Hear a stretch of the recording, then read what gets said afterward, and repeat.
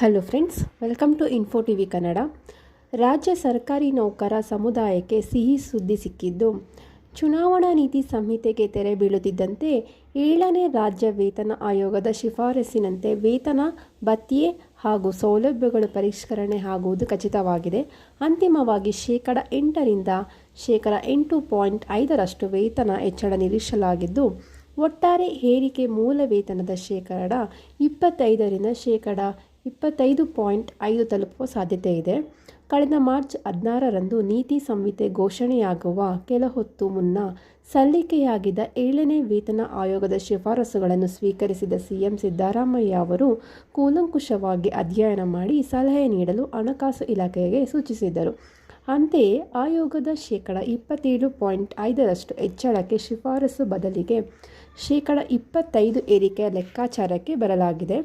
June ಮೊದಲ ವಾರ ನೀತಿ ಸಂಹಿತೆ ಮುಕ್ತಾಯವಾದ ಬಳಿಕ ಸಂಪುಟ ಸಭೆಯಲ್ಲಿ ಈ ಸಂಬಂಧ ಅಂತಿಮ ನಿರ್ಣಯವನ್ನು ಪ್ರಕಟಿಸಲಾಗುತ್ತೆ ಎಂದು ಸರ್ಕಾರದ ಉನ್ನತ ಮೂಲಗಳು ತಿಳಿಸಿವೆ. ಆಯೋಗದ ಅಂತಿಮ ವರದಿ ನಿರೀಕ್ಷಿಸಿ ಹಿಂದಿನ ಬಸವರಾಜ ಬೊಮ್ಮಾಯಿ ನೇತೃತ್ವದ ಸರ್ಕಾರ ವಿಧಾನಸಭೆ ಚುನಾವಣೆಗೆ ಮುನ್ನ ಶೇಕಡ 17ರಷ್ಟು ಮಧ್ಯಂತರ ವೇತನ ಹೆಚ್ಚಳ ಮಾಡಿತ್ತು ಮತ್ತು 2023ರ ಏಪ್ರಿಲ್ 1ರಿಂದ ಅನ್ವಯವಾಗುವಂತೆ ಈ ಪರಿಷ್ಕರಣೆ ಜಾರಿಗೆ ಬಂದಿತ್ತು.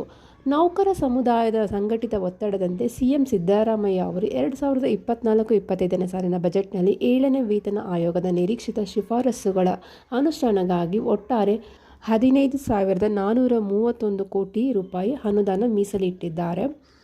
ಕಳೆದ ಮಾರ್ಚ್ 16ರಂದು ಸಿಎಂ ಸಿದ್ದರಾಮಯ್ಯ ಅವರಿಗೆ ವೇತನ ಆಯೋಗ ತನ್ನ ವರದಿ ಸಲ್ಲಿಸಿತ್ತು. ಇದರಲ್ಲಿ ಪ್ರಮುಖವಾಗಿ ಶೇಕಡ 31ರಷ್ಟು ತುಟ್ಟಿ ಭತ್ಯೆಯನ್ನು ವಿಲೀನಗೊಳಿಸಿ ಶೇಕಡ 27.50 ಫಿಟ್ ಪೇಮೆಂಟ್ ನೀಡುವ ಮೂಲಕ ಕನಿಷ್ಠ ಮೂಲ ವೇತನವನ್ನು ಸದ್ಯದ 17,000ರಿಂದ 27,000 ರೂಪಾಯಿಗೆ ಏರಿಕೆ ಮಾಡಲು ಸಲಹೆ ನೀಡಿತು.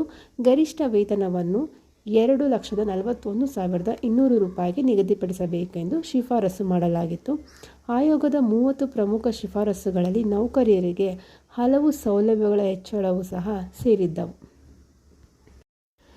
ಕೆಲವು ಇಲಾಖೆ ವೃಂದ ಶ್ರೇಣಿಯಲ್ಲಿ ಬದಲಾವಣೆ, 5 ದಿನಗಳ ಕೆಲಸದ ವಾರವನ್ನು ಪರಿಚಯಿಸಬೇಕು ಎಂಬುದು ಸೇರಿದಂತೆ 7ನೇ ವೇತನದ ಆಯೋಗ ಇನ್ನೂ ಕೆಲವು ಶಿಫಾರಸುಗಳ ವಿಚಾರದಲ್ಲಿ ಸಾಧಕ ಬಾಧಕಗಳನ್ನು ಸಲಹೆ ನೀಡಲು ಉನ್ನತ ಮಟ್ಟದ ಸಮಿತಿಯೊಂದನ್ನು ರಚಿಸಲು ಸರ್ಕಾರ ಬಯಸಿದೆ ಎಂದು ಮೂಲಗಳು ತಿಳಿಸಿವೆ. ಮಾಜಿ ಮುಖ್ಯ ಕಾರ್ಯದರ್ಶಿ ಕೆ. ಸುಧಾಕರ್ ರಾವ್ ನೇತೃತ್ವದ 7ನೇ ರಾಜ್ಯ ವೇತನ ಆಯೋಗವು ಬುಧವಾರ ರಾಜ್ಯ ಸರ್ಕಾರಕ್ಕೆ ತನ್ನ ಅಂತಿಮ ವರದಿ ಸಲ್ಲಿಸಿದ್ದು, ಅವಧಿ ಪೂರ್ಣಗೊಂಡಿರುವ ಆಯೋಗವನ್ನು ಮುಕ್ತಾಯಗೊಳಿಸಲಾಗಿದೆ.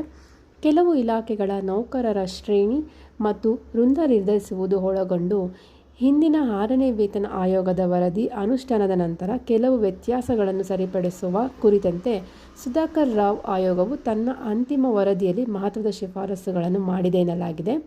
ನೀತಿ ಸಂಹಿತೆ ಕಾರಣಕ್ಕೆ ಆಯೋಗದ ಅಂತಿಮ ವರದಿಯನ್ನು ಇನ್ನೂ ಬಹಿರಂಗಪಡಿಸಿಲ್ಲ. ಇದೇ ರೀತಿಯ ಹೆಚ್ಚಿನ ಮಾಹಿತಿಗಳಿಗಾಗಿ ನಮ್ಮ ಚಾನಲನ್ನು ಸಬ್ಸ್ಕ್ರೈಬ್ ಮಾಡಿ ಮತ್ತು ಸಪೋರ್ಟ್ ಮಾಡಿ. Thank you for watching.